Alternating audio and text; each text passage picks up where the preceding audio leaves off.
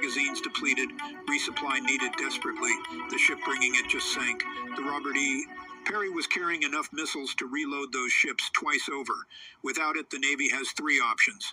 Pull ships out of the theater to rearm at friendly ports, which means reducing the defensive umbrella and accepting that some attacks will get through uncontested. Keep ships on station with depleted magazines, gambling that Iran's attack tempo will decrease, which all available intelligence suggests is not happening, or wait for the next supply ship, which won't arrive for 3 weeks minimum, during which time the fleet operates in a degraded state. None of these options are acceptable. All of them represent strategic failure. This is the cost of losing logistics capability in modern naval warfare. Let me walk you through replacement timelines. Raytheon produces SM-2 at 125 missiles per year. The Perry carried 120, that's 10 years of production. SM-3 production runs at 60 per year. The ship carried 400, 6 and 1 and 2 years. SM-6 is manufactured at 125 annually. The ship carried 800 over 6 years. ESSM production runs 500 per year for U.S. inventory. The ship carried 6,012 years of production. The total time required to manufacture replacements for every missile lost on the Robert E. Perry, assuming the factories operate at current capacity with no other orders, no exports, no maintenance shutdowns, approximately 47 years. Obviously, that's not how it works. Production can be expanded, priorities shifted, overtime authorized, but even in a wartime surge posture, replacing this cargo would take 18 to 24 months minimum. Meanwhile, the war continues. Iran keeps launching and U.S. ships keep firing the interceptors they have left until the magazines run empty. This is not a sustainable equation. This is attrition warfare where the defender is losing. If you're watching this and realizing mainstream coverage didn't mention these numbers, hit the subscribe button.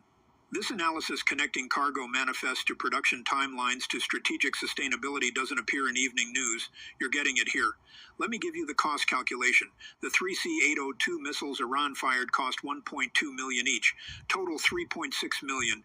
2 KH-FARS ballistic missiles cost $800,000 each, total $1.6 million. Iran's expenditure to sink the Perry, $5.2 million. Cargo destroyed $58 billion. Return on investment 11.21.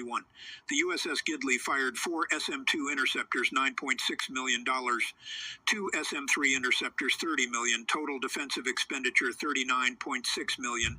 Add the period itself, $500 million. Total American loss, $59 billion. Iran spent $5.2 million to inflict $59 billion in damage. That ratio is 11,350 to 1. This is the mathematics that wins wars, not tactical victories, not kill ratios. Financial sustainability. Iran can afford to launch $5 million attacks every single day for the next decade. The United States cannot afford to lose 59 billion cargoes even once, and Iran just proved they can do it. The question now is how many more supply ships are in the pipeline and whether the Navy can protect them. Here's the answer that should terrify anyone paying attention. They cannot.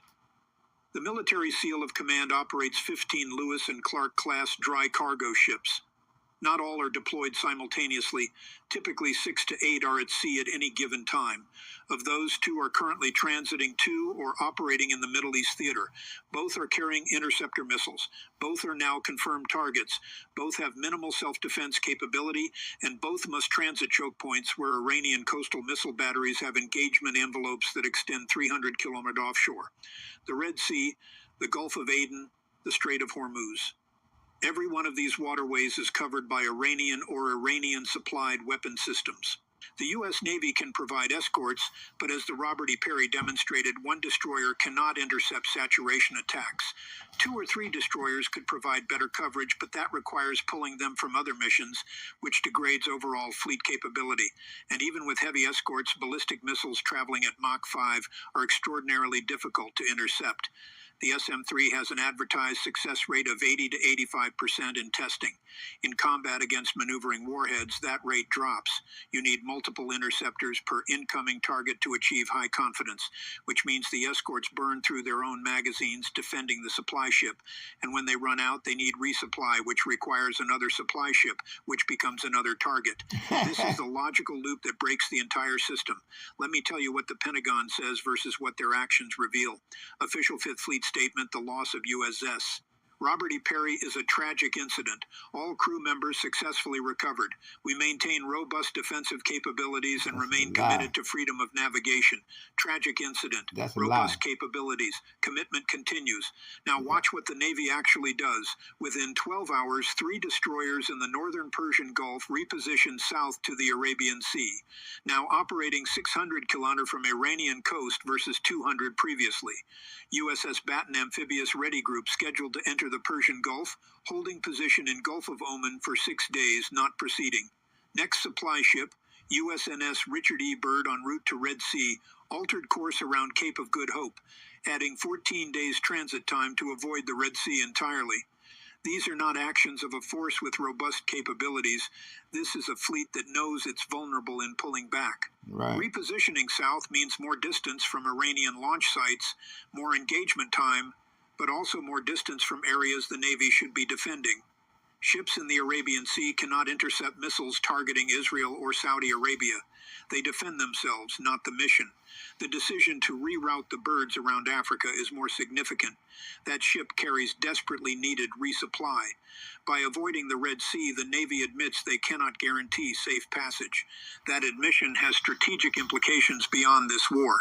The Red Sea carries 12% of global trade, including 8% of oil exports and 10% of grain shipments. If the U.S. Navy cannot safely transit military cargo here, commercial shipping faces the same threat. Lloyd's of London increased war risk, premiums by 600%. Do you realize you've been throwing away free money every time you throw away a receipt? This little piece of paper earns you rewards. I started using CoinOut. You literally $1 trillion annually if this persists. Now let me explain the strategic choice facing the United States. Option 1, continue current posture, accepting supply ship losses. Unsustainable. The Navy cannot afford to lose interceptor cargoes. Production cannot replace them fast enough. Eventually, fleet's magazines run empty and ships withdraw. Not defeated in combat, out of ammunition. Option 2, significantly increase escort presence, dedicating 3 to 4 destroyers per cargo vessel. Tactically sound, but operationally unworkable. The Navy doesn't have enough destroyers to escort every supply ship while maintaining other missions. It requires withdrawing forces from the Western Pacific, Europe, deterrence missions worldwide. China is watching. Russia is watching. They will exploit gaps. Option 3, establish air superiority over transit routes and suppress Iranian coastal batteries through sustained strikes. Military doctrine would recommend this. Destroy the anti-hip missiles before they launch. But this requires resources the United States won't commit. Hundreds of strike sorties against hardened targets across thousands of kilometers, American aircraft losses, escalation based on current political guidance not authorized. Option 4, suspend supply ship operations and resupply forward units only at secure ports far from the combat zone, requiring those units to transit back for rearming. This solves the supply ship vulnerability problem by eliminating supply ship transits. But it also means no ships remain on station continuously. Coverage becomes intermittent. Adversaries plan attacks during the gaps. Allies question commitment. This is managed decline. Every option is a version of defeat. Fast or slow, acknowledged or disguised, but defeat. Because when your logistics become untenable, your strategy collapses regardless of tactical success. And Iran just made U.S. naval logistics untenable in the Middle East. Let me give you one more number that explains where this is heading. The United States has 11 dry cargo ships capable of transporting missiles. Iran has over 2,000 anti-H ship cruise missiles and approximately 300 anti-H ship ballistic missiles in its inventory. Iran can replace a missile in days. The U.S. needs years to replace a cargo ship. If Iran sinks supply ships faster than the U.S. can build them, the logistics pipeline breaks permanently.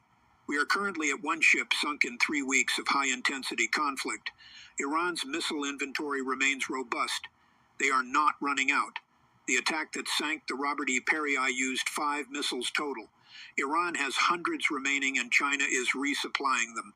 That's the detail missing from official statements. Satellite imagery from February confirmed Chinese freighters delivering containerized cargo to Iranian ports, missile components, electronics, complete weapon systems. China has strategic interest in seeing American naval logistics stressed. Every missile the U.S. fires in the Middle East is unavailable for the Western Pacific. Every supply ship sunk is a lesson in vulnerability for Taiwan contingency planning. China is learning how to beat U.S. logistics by watching Iran do it in real time. And they're helping. Share this video because what I just explained, the connection between one sunken supply ship and the entire structure of American naval power will not be made in mainstream coverage. They'll report the sinking, they'll mention the crew is rescued, they'll move on.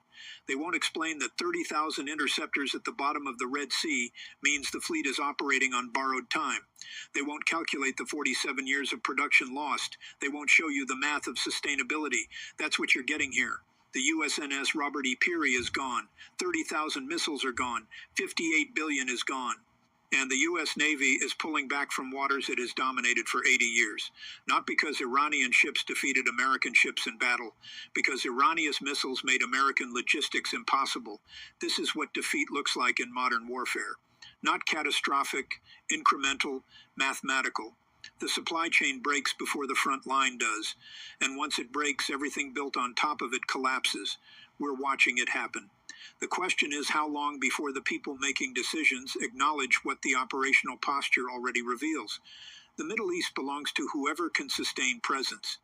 And right now, that's not America. Damn.